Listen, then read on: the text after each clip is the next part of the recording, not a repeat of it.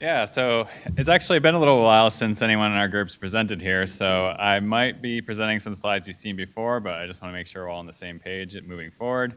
This is just going to be an overview of sort of shallow groundwater supply in this region and sort of the current framework IDNR is utilizing to evaluate supply and demand statewide and in this region in particular. Just a brief overview, going through an introduction, then we're going to shift to discussing the supply and demand framework itself. Then specifically shallow groundwater supply and where we're going from here in terms of future updates and what you can expect going forward. So as mentioned, I'm newly lead of the Water Supply Planning Program and Groundwater Investigations, so kind of inheriting this role from Daniel Abrams. Daniel Abrams still doing groundwater investigations, and he'll likely present here on some of the work he's doing, which is pretty exciting as well. But for now, kind of preface this discussion, a lot of this current study was initiated with the update to the State Water Plan in 2022, which in large part kind of put forth this idea of ensuring Illinois has a sustainable water supply for all communities and users. And so we had to develop a framework for how best to assess this, and really this is all based on supply and demand. You know, supply being broadly defined as your net water input into the environment and total reserves available for usage, and demand comprising the total water usage from all your sectors, including public supplies, especially agriculture in this region, et cetera, et cetera. So as previous water supply investigations have predominantly focused on regional studies and particularly looking at regional input from stakeholders such as yourselves to sort of understand sustainability and risks in their region. So that brings us to the new supply and demand framework, and particularly this sort of tiered assessment approach, because during our previous regional investigation, several things became very clear. Reaching consensus on sustainability targets is really difficult, especially when you're talking different scales, because sustainability for a local community versus a county versus a region versus the state can be wildly different depending on everyone's perspective. So we really need to get a uniform statewide assessment to better target where state resources are needed to evaluate the areas of greatest concern. And it need to be flexible to allow for continual updates based on the latest in science and stakeholder needs. You know, one of the problems with these regional studies historically is, you know, the study's done and it's good, but it's not necessarily being updated in subsequent years until we get back around to revisiting the region. So to meet these goals and continue to have an updated framework, we kind of put together this tiered assessment approach. Sort of the foundation of this and the results I'm talking about today are these sort of statewide assessments. These are based on sort of county aggregated sustainability thresholds using input from state agencies and scientists, funded by the Illinois Department of Natural Resources Office of Water Resources with our staff at the Water Survey to provide the scientific analyses. And it's primarily targeted at state regulators and state agencies to really target their resources effectively. However, there has been a continual feedback that obviously local stakeholders want to use this data too, so we're thinking how to grow this long term to be more functional for stakeholders themselves. Tier 2 comprises what you're most familiar with, these sort of regional assessments. These would have been, for example, the East Central Illinois region supply assessments. And this is where we're directly engaging with regional stakeholders to understand their regional water sustainability planning needs. And again, these are also funded by Illinois Department of Natural Resources Office of Water Resources and the regular consultation between our scientists, them, and yourselves. So generally speaking, the intent going forward is where we do have newer Tier 2 studies present. Those would supersede the Tier 1 studies because they're based on more local feedback and input. And finally, kind of a catch-all term for our sub-regional local assessments at Tier 3. There really is no upper limit to the complexity of Tier 3 studies. These can usually involve some specific questions within regions, addressing specific points of withdrawals, planning horizons, et cetera. And generally, this is going to be funded predominantly by local sources because this isn't necessarily only limited to water resources. There's a lot of other questions that could come in, a lot of outside expertise that could come into these types of investigations. So generally, this is going to be locally supported with working with scientists in the region.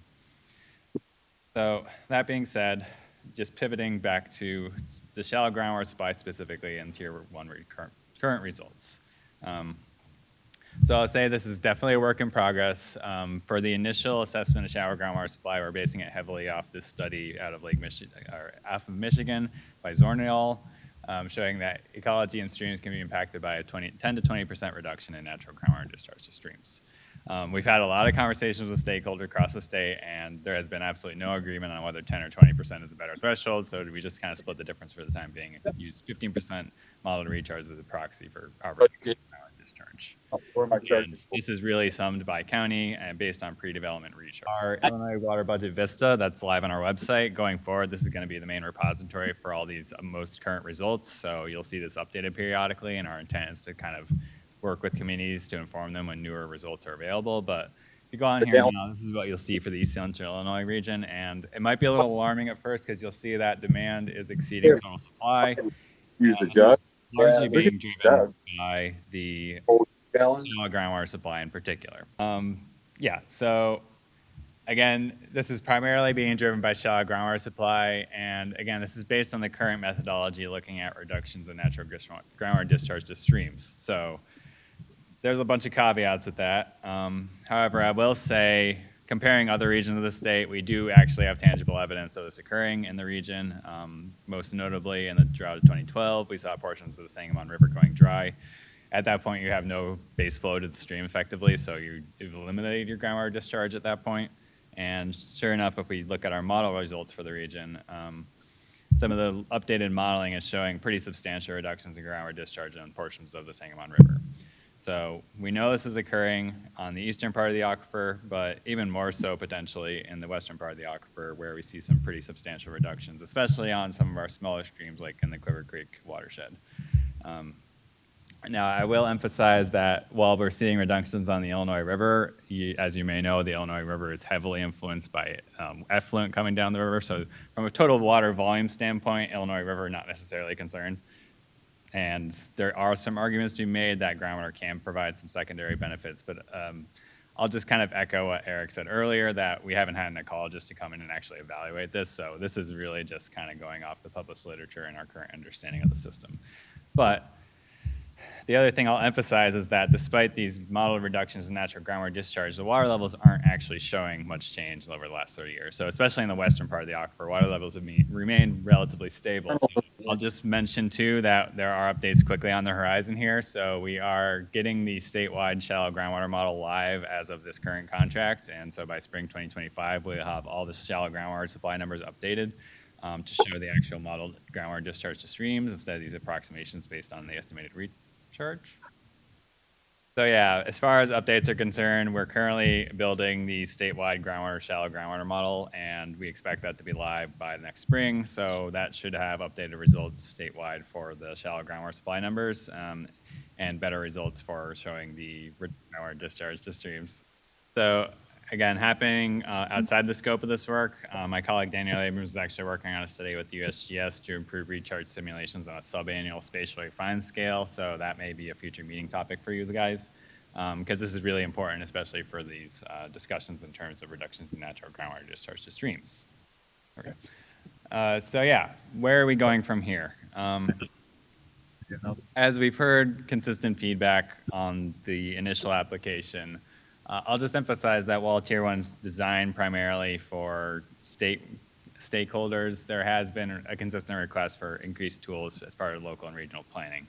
But I'll really stress that for shallow aquifer supply, it's really challenging to address this in Tier 1 investigations because the impacts and interventions are inherently local. So as we work through our regional studies and local investigations, that's going to be really key for addressing some of these sustainability challenges. And so the question I really want to pose is which use cases are the priority when we're evaluating sustainability? Looking at this region in particular, I think by any objective measure, you can argue we've had a huge impact on the ecology of the state. And now it's really about what can we protect and where we want to draw the proverbial line, because we're never going to go back to all the prairies covering all of Illinois again, but we also don't want to over-extract our groundwater resources and end up like areas of Kansas and the Ogallala aquifer that can no longer irrigate during the dry season. So just kind of posing some questions for future work here. This statewide method is currently evaluating changes from pre-development, but realistically, pre-development is probably not a reasonable target because, again, we've installed tile drains throughout the state. This has all been heavily modified by agricultural production. So what is the desired condition? What's our baseline we're trying to measure from?